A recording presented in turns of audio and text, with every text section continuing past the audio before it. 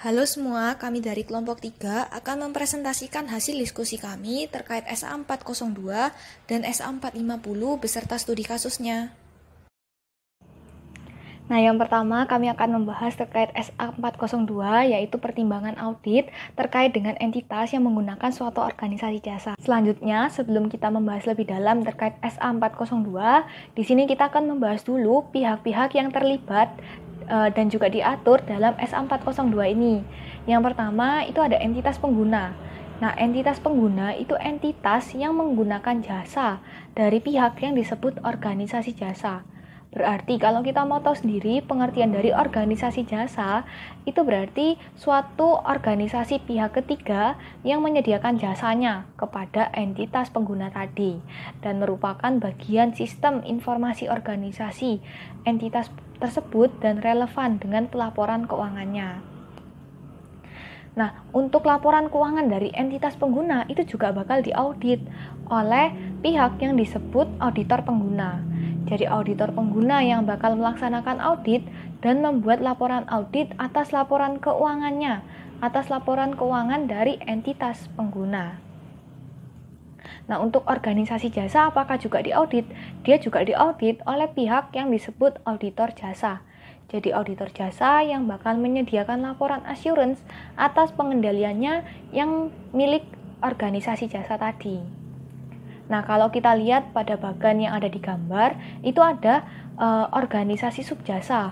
Nah, kalau organisasi subjasa ini, itu suatu organisasi jasa yang digunakan oleh organisasi jasa lain untuk melaksanakan beberapa jasa bagi entitas pengguna. Nah, seperti yang disebutkan tadi, memang seringkali entitas itu menggunakan organisasi penyedia jasa untuk bisnisnya. Nah, jasa tersebut itu tidak semuanya relevan dengan audit. Nah, dia dikatakan relevan dengan audit ketika jasa atau pengendalian terhadap jasanya itu merupakan yang pertama, bagian dari sistem informasi entitas pengguna. Yang kedua, dia itu termasuk proses bisnis yang terkait. Dan yang ketiga, dia itu relevan terhadap pelaporan keuangannya. Nah, kalau untuk yang pengendalian terhadap jasa tersebut, itu memang ada kemungkinan dia itu relevan dengan audit. Nah, kalau jasanya sendiri, dia itu merupakan bagian dari ketiga hal tadi, itu kalau dia itu berdampak pada yang pertama, itu golongan transaksinya signifikan terhadap laporan keuangan entitas pengguna. Yang kedua, itu berdampak pada prosedur untuk membuat, mencatat, memproses, mengoreksi transaksi, dan mentransfernya ke buku besar, serta dilaporkan dalam laporan keuangan. Yang ketiga, dia itu berdampak pada catatan akuntansi, informasi pendukung, dan akun-akun spesifik dalam laporan keuangan entitas pengguna. Nah, selanjutnya dia berdampak pada yang keempat itu ada sistem informasi entitas pengguna. Yang kelima itu ada proses pelaporan keuangan untuk estimasi akuntansi dan juga pengungkapannya. Nah, kalau yang keenam itu dia berdampak terhadap pengendalian terhadap entry jurnalnya, termasuk transaksi yang tidak rutin dan juga transaksi atau penyesuaian yang tidak lazim. Nah, jadi di sini yang menjadi ruang lingkup dari SA402 ini bagaimana si auditor pengguna itu memperoleh bukti audit yang cukup dan tepat ketika suatu entitas pengguna memanfaatkan jasa dari satu atau lebih organisasi jasa. Nah, untuk terkait sifat dan luas dari ruang lingkupnya ini, itu tergantung pada sifat dan juga signifikansi jasa tersebut terhadap entitas pengguna dan juga relevansinya terhadap audit. Nah, tapi di sini juga tidak berlaku untuk beberapa hal. Yang pertama itu terkait dengan jasa yang disediakan oleh institusi keuangan. Yang kedua itu transaksi yang berasal dari hak kepemilikan kepentingan keuangan dalam entitas lain yang dipertanggungjawabkan dan dilaporkan kepada pemegang kepentingan. Selanjutnya, untuk tujuan dari SA402 ini itu ada dua. Yang pertama itu untuk memperoleh sifat dan signifikansi jasa dan dampaknya yang cukup untuk mengidentifikasi dan menilai resiko kesalahan penyajian material. Nah, untuk yang kedua itu untuk merancang dan melaksanakan prosedur audit sebagai respon atas resiko yang sudah teridentifikasi tadi. Sebelum melanjutkan pembahasan kami, di sini ada beberapa istilah yang perlu kita pahami terlebih dahulu. Nah, yang pertama di situ ada pengendalian pelengkap entitas pengguna. Nah, di sini itu pengendalian yang dianggap oleh organisasi jasa dalam merancang jasanya dan yang akan diimplementasikan oleh entitas pengguna dan diidentifikasi dalam penjelasan sistemnya.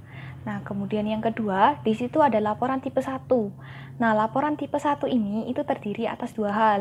Yang pertama itu deskripsi. Deskripsi ini itu berisikan sistem organisasi jasa, tujuan pengendalian dan pengendalian terkait yang telah dirancang dan diimplementasikan pada tanggal tertentu. Nah, tadi kan disebutkan ada sistem organisasi jasa. Nah, untuk sistem organisasi jasa sendiri, itu kebijakan dan prosedur yang dirancang, diimplementasikan, dan dipelihara oleh organisasi jasa yang tercakup dalam laporan auditor jasa kepada entitas pengguna. Nah, selanjutnya untuk isi yang kedua itu ada laporan auditor jasa terhadap deskripsi poin yang pertama tadi dan juga kesesuaian rancangan pengendalian. Nah, selanjutnya ada laporan tipe 2. Nah, untuk laporan tipe 2 ini itu juga meliputi dua hal. Yang pertama itu ada deskripsi. Nah, deskripsi ini berisikan sistem organisasi jasa seperti penjelasan yang tadi juga. Nah, kemudian berisikan tujuan pengendalian dan pengendalian terkait, rancangan dan implementasi pengendalian tersebut sepanjang periode tertentu dan dalam beberapa kasus. Dan yang terakhir itu berisikan efektivitas operasi pengendalian tersebut sepanjang periode tertentu. Nah, untuk isi yang kedua itu ada laporan auditor jasa yang meliputi yang pertama itu opini auditor jasa terhadap deskripsi, kesesuaian rancangan pengendalian, dan efektivitas operasi pengendaliannya. Nah, kalau yang kedua itu meliputi deskripsi tentang pengujian pengendalian beserta hasilnya. Kemudian selanjutnya ada ketentuan pada pemerolehan pemahaman tentang jasa yang disediakan oleh organisasi jasa, termasuk pengendalian internalnya. Nah, berdasarkan SA 315, auditor pengguna harus mengetahui bagaimana entitas memanfaatkan jasa organisasi dalam kegiatan operasionalnya, termasuk sifat dan signifikansi jasa, seperti dampak jasa terhadap pengendalian entitas pengguna, kemudian sifat dan materialitas transaksi yang diproses dan dipengaruhi oleh organisasi. Kemudian ada tingkat interaksi antara aktivitas organisasi dan aktivitas entitas pengguna. Kemudian yang terakhir ada sifat hubungan entitas pengguna dengan organisasi jasa, termasuk mengenai perjanjian aktivitas organisasi jasa. Nah, selain itu berdasarkan SA 315 pula, auditor pengguna harus mengevaluasi rancangan dan implementasi pengendalian entitas pengguna yang berhubungan dengan jasa, termasuk pengendalian terhadap transaksi oleh organisasi jasa. Nah, dengan memahami sifat, signifikansi jasa dan dampaknya pada pengendalian internal, entitas pengguna dapat diperoleh dasar untuk identifikasi serta menilai risiko kesalahan penyajian material.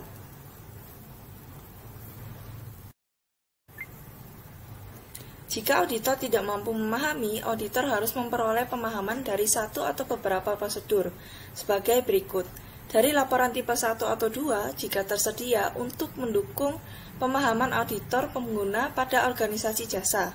Dalam menentukan kecukupan dan ketepatan bukti audit, auditor pengguna harus puas atas kompetensi profesional auditor dan independensinya pada organisasi, serta kecukupan standar yang dipakai sebagai acuan laporan yang dikeluarkan. Nah, jika auditor menggunakan laporan sebagai bukti, auditor harus melakukan evaluasi pada rancangan, kecukupan, dan ketepatan bukti, serta menentukan apakah pengendalian pelengkapnya relevan bagi entitas pengguna, telah merancang dan implementasikan pengendalian tersebut. Kemudian dengan menghubungi organisasi jasa melalui entitas pengguna untuk memperoleh informasi spesifik. Kemudian mengunjungi organisasi dan melaksanakan prosedur pengendalian pada organisasi jasa. Kemudian yang terakhir, ada menggunakan auditor lain untuk melaksanakan prosedur pengendalian pada organisasi jasa tersebut.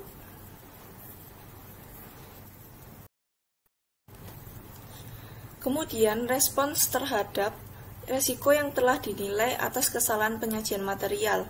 Berdasarkan SA 330, auditor pengguna harus menentukan kecukupan dan ketepatan bukti mengenai asersi laporan keuangan entitas pengguna, serta melaksanakan prosedur audit lebih lanjut untuk peroleh bukti yang cukup dan tepat pada saat melaksanakan prosedur tersebut pada organisasi. Pada pengujian pengendalian, apabila pengendalian telah berjalan efektif, maka auditor harus mendapatkan bukti audit mengenai efektivitas operasi pengendalian yang dijalankan dengan satu atau beberapa prosedur sebagai berikut. Yang pertama ada peroleh laporan tipe 2 jika tersedia. Sebagai bukti, audit harus merancang dan menentukan apakah laporan auditor cukup dan tepat, serta untuk mendukung penilaian risiko, auditor pengguna bisa dengan mengevaluasi deskripsi, rancangan, dan efektivitas operasi pengendalian, kemudian menentukan apakah pengendalian pelengkap organisasi relevan dengan entitas pengguna, serta merancang dan mengimplementasikan pengendalian tersebut. Kemudian mengevaluasi kecukupan periode waktu. Kemudian yang terakhir ada mengevaluasi apakah pengujian pengendalian dilaksanakan oleh auditor jasa dan hasilnya relevan dengan asersi dalam laporan keuangan entitas pengguna. Kemudian ada yang kedua, melaksanakan pengujian pengendalian yang tepat di organisasi. Yang ketiga, menggunakan auditor lain untuk melaksanakan pengujian pengendalian organisasi tersebut. Kemudian ada ketentuan pada laporan tipe 1 dan tipe 2 yang tidak memasukkan jasa dari organisasi subjasa. Apabila auditor merencanakan tidak menggunakan hal ini, dan jasa tersebut relevan dengan laporan keuangan entitas pengguna, auditor harus menerapkan ketentuan sesuai SA 402 yang berkaitan dengan jasa yang disediakan oleh organisasi subjasa. Kemudian ada ketentuan untuk kecurangan, ketidakpastian terhadap peraturan perundang-undangan, dan kesalahan penyajian yang tidak dikoreksi berkaitan dengan aktivitas di organisasi jasa. Auditor harus meminta keterangan pada manajemen apakah organisasi telah melaporkan, menyadari adanya kecurangan, ketidakpatuhan pada peraturan perundang-undangan. Dan auditor juga harus mengevaluasi bagaimana hal tersebut memengaruhi sifat, saat, dan luas prosedur audit lebih lanjut, termasuk dampak pada kesimpulan dan laporan auditor pengguna. Kemudian ada ketentuan pelaporan oleh auditor pengguna.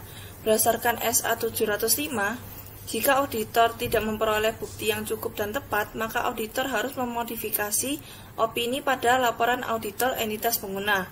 Kemudian auditor juga tidak boleh mengacu pada pekerjaan auditor kecuali diwajibkan oleh peraturan perundang-undangan.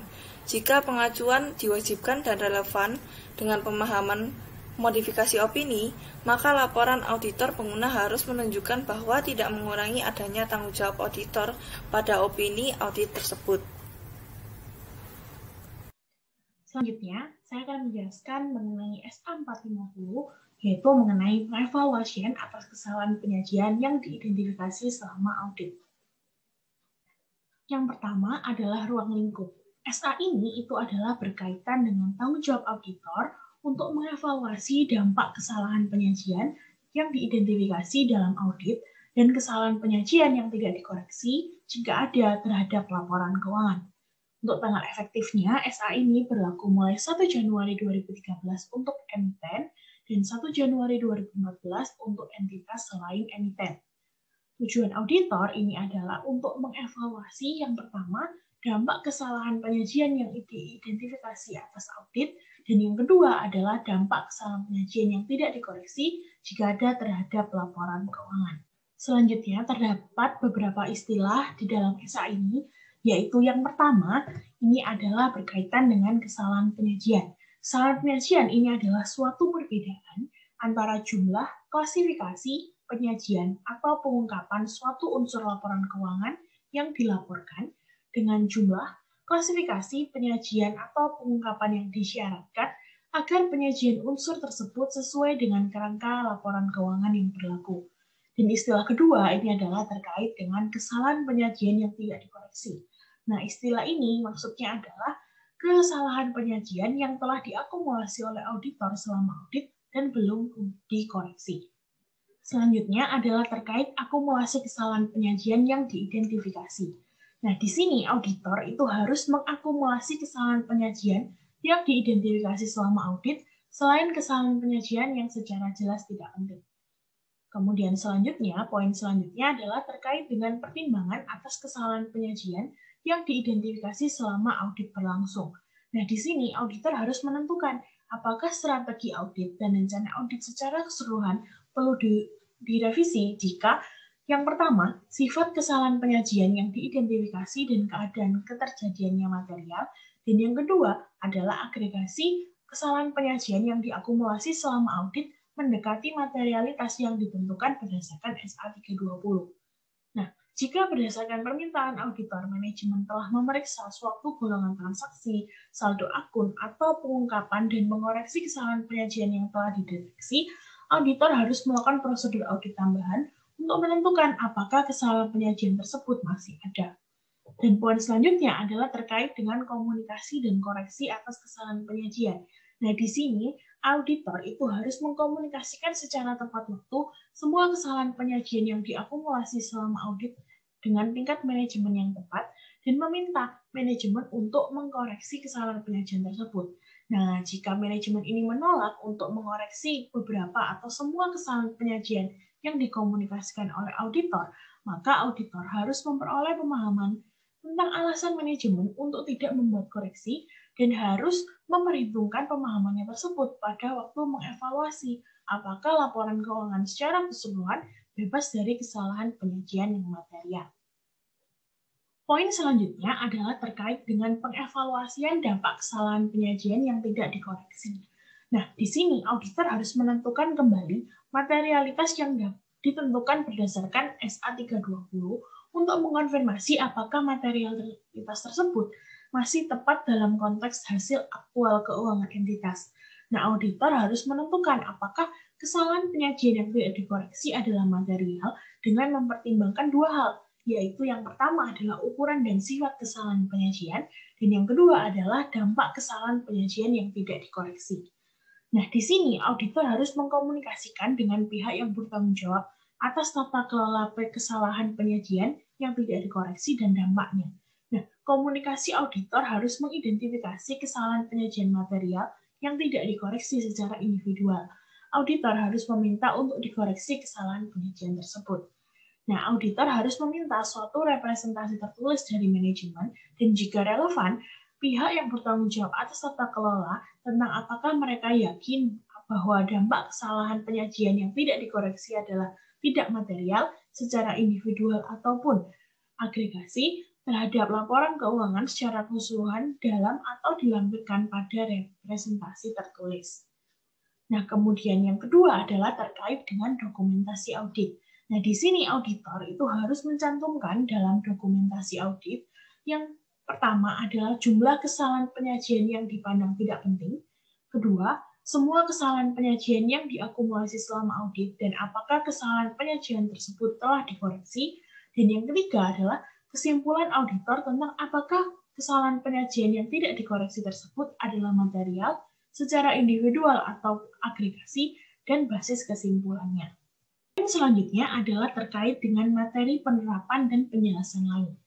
Yang pertama, kesalahan penyajian dapat merupakan hasil dari 4 hal, yaitu yang pertama, suatu ketidakakuratan dalam akumulasi atau pengolahan data yang digunakan untuk menyusun laporan keuangan.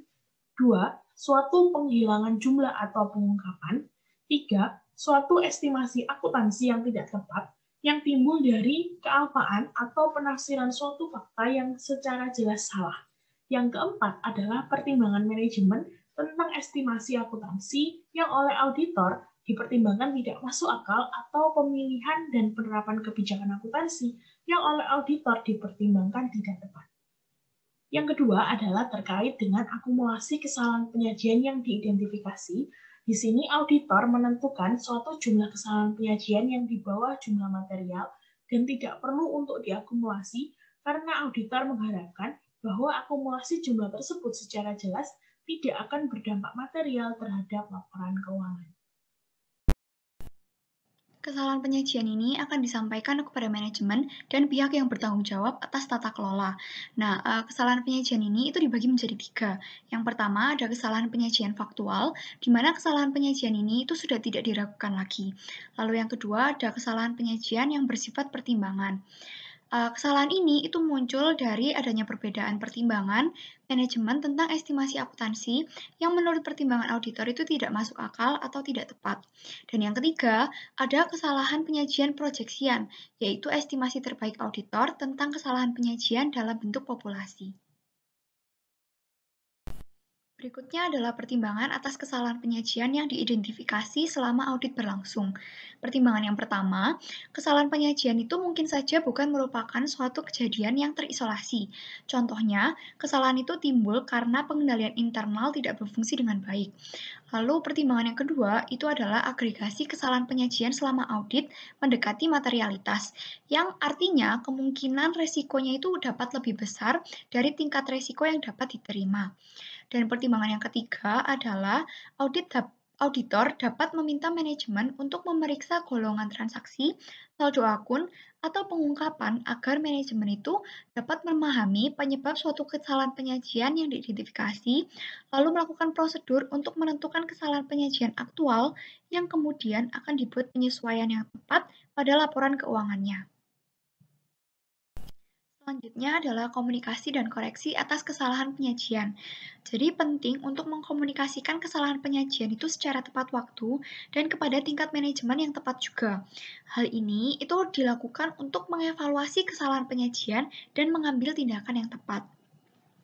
Lalu peraturan perundang-undangan itu juga mungkin dapat membatasi komunikasi auditor mengenai kesalahan penyajian tertentu ke manajemen. Berikutnya ada koreksi manajemen atas kesalahan penyajian yang memungkinkan manajemen untuk mempertahankan catatan akuntansi yang akurat dan menurunkan risiko kesalahan penyajian material di masa yang akan datang. Dan pada SA 700 itu mengharuskan auditor untuk melakukan evaluasi, memastikan bahwa laporan keuangan sudah disusun dan disajikan secara material sesuai dengan kerangka dasar pelaporan keuangan yang berlaku. Berikutnya adalah pengevaluasian dampak kesalahan penyajian yang tidak dikoreksi. Penentuan materialitas suatu kesalahan penyajian itu didasarkan pada estimasi hasil keuangan entitas karena hasil aktual mungkin belum diketahui. Penentuan ini itu dilakukan dengan cara mengevaluasi pertimbangan kualitatif seperti dampak kesalahan penyajian klasifikasi terhadap hutang atau persyaratan kontraktual.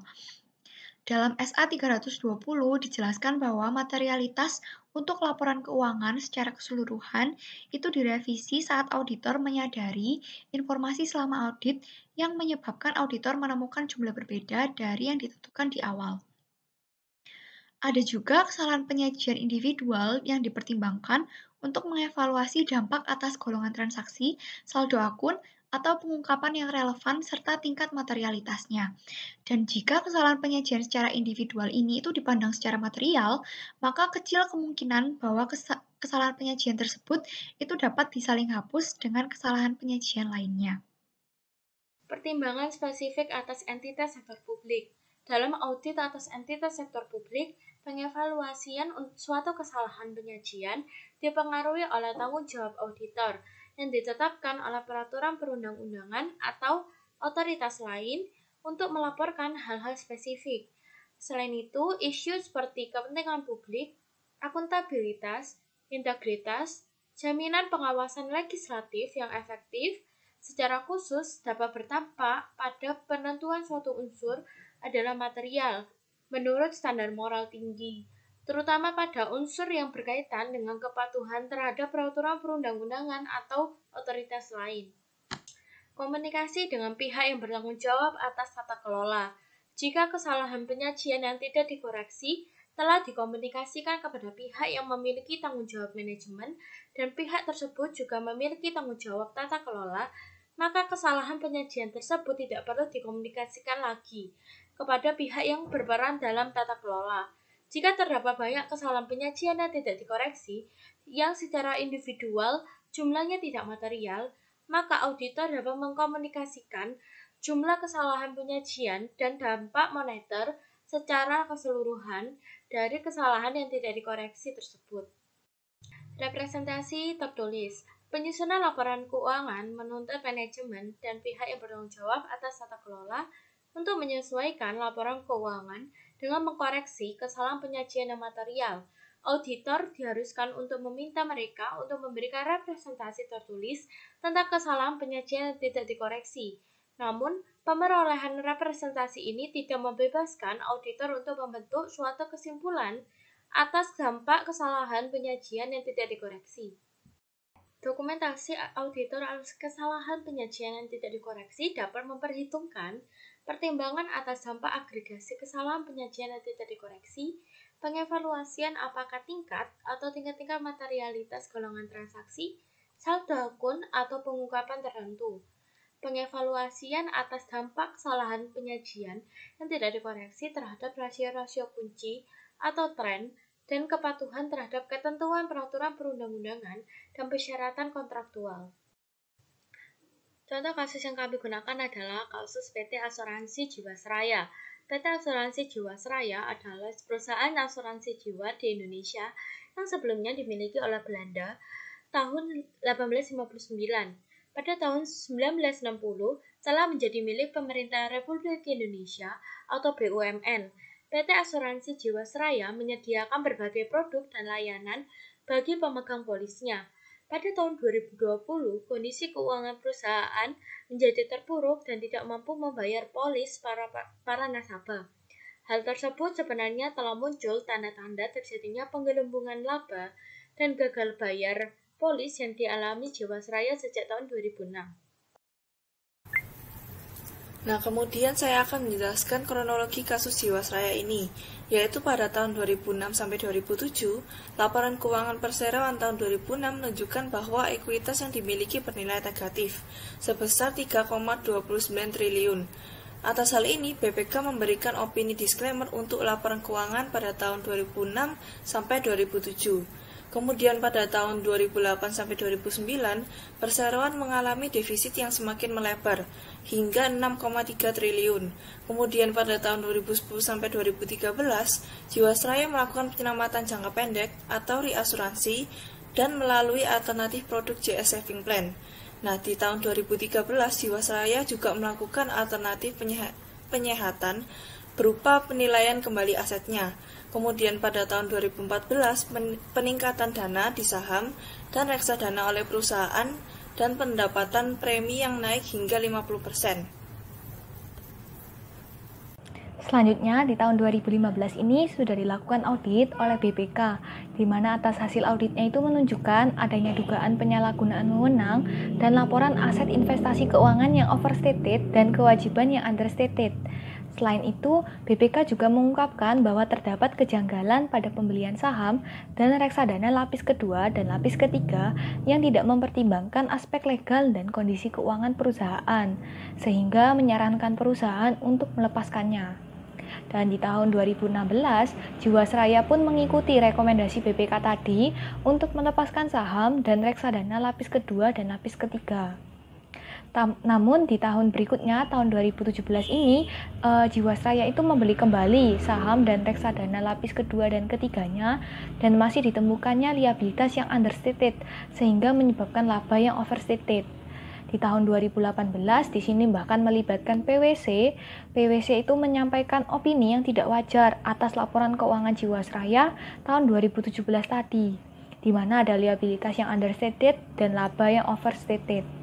Selain itu, BPK juga menyampaikan bahwa investasi pada aset yang dilakukan Jiwasraya itu sangat beresiko, sehingga hanya mengejar imbal hasil yang tinggi dan mengabaikan prinsip kehati-hatian yang dapat menyebabkan perusahaan itu mengalami gagal bayar polis. Nah, hal ini pun juga bahkan sudah terindikasi di tahun ini juga, di tahun 2018, yaitu ada gagal bayar polis sebesar 802 miliar rupiah. Dan akhirnya di tahun 2019 dan tahun 2020, Jiwasraya ini benar-benar mengalami gagal bayar polis mencapai 12,4 triliun rupiah dan ditemukan bahwa Jiwasraya banyak menempatkan 95% dana investasi pada aset yang beresiko.